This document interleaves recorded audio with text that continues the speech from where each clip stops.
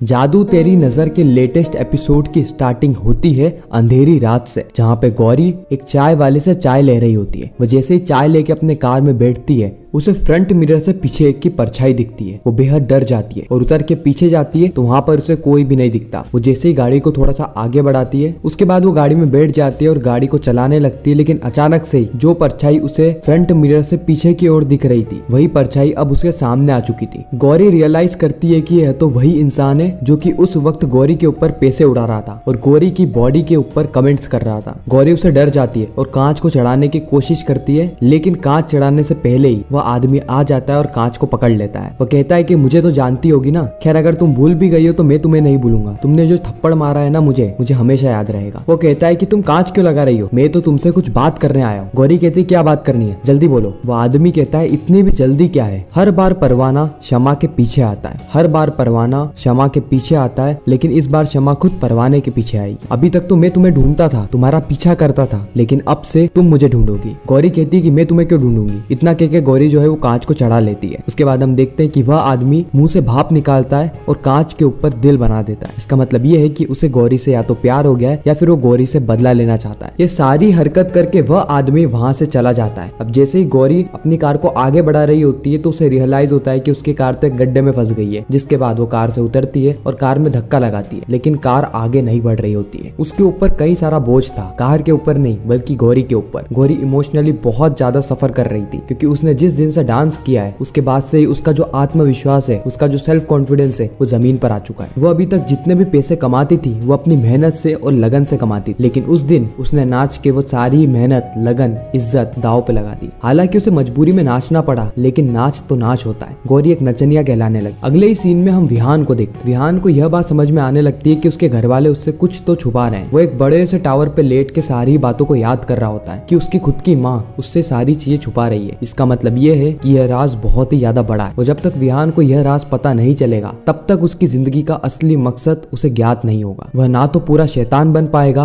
और ना ही पूरा इंसानों की तरह जी पाएगा। वो ना ही अपनी शक्तियों को कंट्रोल कर पा रहा है और ना ही अपनी शक्तियों का इस्तेमाल कर पा रहा है। अगले ही सीन में हम विहान की माँ को देखते हैं जो कि प्रथम वंशियों के पास आ गई होती है। वो उनसे पूछ रही होती है कि क्या कामिनी वापस आ गई है। कामिनी वही डायन का नाम है जो कि विहान की असली माँ है। अब जो विहान की माँ होती है वो कहती है कि विहान ने एक डायन को देखा है और उसका ऐसा मानना है कि उसकी जो शक्तियां हैं वो बिल्कुल उस डायन की शक्तियों जैसी ही है। लेकिन जो प्रथम वंशी होते हैं वो कहते हैं कि कोई भी डायन, चाहे वो कामिनी ही क्यों ना हो, प्रथम वंशियों को सबसे पहले खबर लग जाती है, क्योंकि हम प्रथम वंशी हर जगह फैले हुए हैं। फिर हम देखते हैं कि शहर में हर जगह प्रथम वंशी होते हैं। कोई वेटर बन के घूम रहा होता है, कोई ड्राइवर बन के, कोई बोटमैन बन के, सब अलग अलग तरीके से मौजूद रहते हैं। और एक प्रथम वंशी होने की निशानी है हाथ में एक चिन्ह। किसी के भी हाथ में ये अजीब सा चिन्ह होगा तो वो प्रथम वंशी कहलाएगा। वह कहते हैं कि हो सकता है कि कोई सी और डायन आई हो जिसे कि विहान ने देखा हो। मैं तुम्हें एक रेत देती हूँ, इस रेत को अपने घर के चारों ही तरफ लगा लेना। यह रेत तुम्हें डायन से तो नहीं बचाएगी, लेकिन जैसे ही डायन अंदर आएगी यानी तुम्हारे घर में प्रवेश करेगी, वैसे ही इसका रंग बदल जाएगा। जो दीपक है उसका रंग भी बदल जाएगा, अग्नि एकदम घनी लाल हो जाएगी। विहान की माँ सारी बातों को सुन लेती है और उस रेत को अपने पूरे ही परिवार के साथ अपने घर के हर एक कोने पे लगा देती है, ताकि जब भी डायन आए तो इन्हें पहले से ही संकेत मिल जाए, ताकि यह डायन से लड़ने के लिए तैयार हो जाए। अभी डायन से कैसे लड़ेंगे ये तो हम आगे देखेंगे। प्रथम वंशी यह भी कहती है कि डायन से आपकी अगली मुलाकात बहुत जल्द होगी, इसलिए तैयार रहिएगा। अगले सीन में हम गौरी को देखते हैं जो कि जैसे तैसे करके अपने इमोशंस को कंट्रोल करती है और पूरी ताकत से कार को धक्का लगाने की कोशिश करती है। हर हर महादेव का नाम लेती है और कार को धक्का लगाती है, लेकिन कुछ हो नहीं रहा होता है। उसी और टावर से विहान ये सारी चीजों को देख लेता है, इसीलिए वो अपनी शक्तियों का इस्तेमाल करके कार को गड्ढे से बाहर निकाल देता है। गौरी ये देख के चौंक जाती है कि कार अपने आप कैसे गड्ढे से बाहर निकल गई। वो महादेव को धन्यवाद करती है और जब वो महादेव को धन्यवाद कर रही होती है उसी समय विहान देखता है कि यह तो वही लड़की है, यानी यह तो गौरी है। इसीलिए वो गौरी के साथ थोड़ी मजाक मस्ती करता है। यानी जैसे ही गौरी कार में बैठ रही होती है उसी वक्त वो कार को थोड़ी और आगे कर देता है। गौरी कहती है कि बिल्लो कहाँ भाग रही है, अब अपन निकल गए गड्ढे से। फिर गौरी आगे जाती है तो कार को पीछे कर देता है। बिल्लो कहती है कि गौरी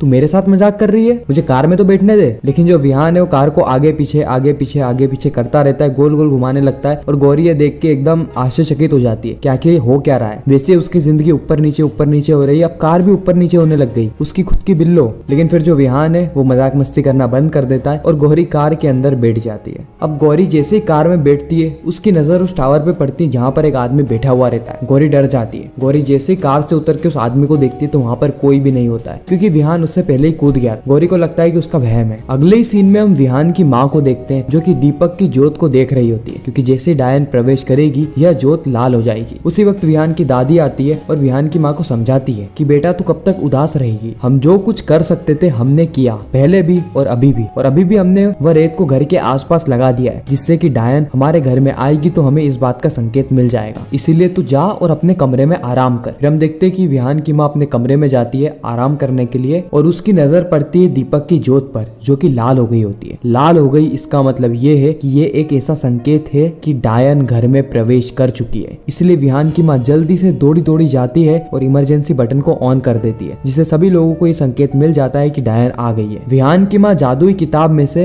एक चाबी निकालती है और उस चाबी को लगाकर एक बड़ा सा हथियार निकालती है डायन को मारने के लिए। वहीं पर विहान की जो दादी होती है वो महादेव के सामने पड़ा हुआ जल को उठाती है, और जो विहान के चाचा और चाची होते हैं उनके पास भी डायन से लड़ने के लिए अलग अलग हथियार होते हैं, मानो ये बरसों से इस युद्ध की तैयारी करके बैठे हो। और जैसे ही वह हुडी वाला इंसान घर के अंदर आता है, ये लोग उसको घेर लेते हैं, यह सोच के कि यह डायन है, क्योंकि इसके आने से दीपक की जोत का रंग लाल हो गया। यह एक संकेत है कि डायन यानी काली शक्ति ने घर में प्रवेश कर लिया। यह लोग कहते हैं कि डायन तूने बहुत बड़ी गलती कर दी है, अब तू बच नहीं सकती। उसी वक्त हर्ष, अर्जुन और संध्या भी वहाँ पर आ जाते हैं। वह लोग पूछते हैं कि यहाँ पर हो क्या रहा है। उसी वक्त विहान की दादी इन सबको चुप करा देती है और कहती है कि डायन अब तेरा खेल खत्म। लेकिन उस हुडी के अंदर से विहान की आवाज आती है कि आप सब लोगों ने मुझे डायन मान ही लिया। सभी लोग अपने हथियार नीचे रख देते हैं और विहान अपनी हुडी को ऊपर करता है, जहाँ पे हमें क्लियरली विहान का चेहरा दिख रहा होता है। विहान कहता है कि आप सब लोगों ने मुझे डायन समझा और आप सब लोग यह भी मानते हैं कि डायन होती है और उससे लड़ने के लिए हथियार भी रख रखे हैं। विहान के मन में ना हजारों प्रश्न होते हैं। विहान कहता है कि अब तो सच बता दीजिए माँ। हर्ष उस रेत को उठाता है और कहता है कि हमारे घर के आसपास ही रेत क्यों लगा रखी है, इसका मतलब क्या है। उसी वक्त विहान के चाचा चाची कहते हैं कि इस रेत से डायन नहीं आ सकती, इस रेत से डायन को चोटें लगेगी,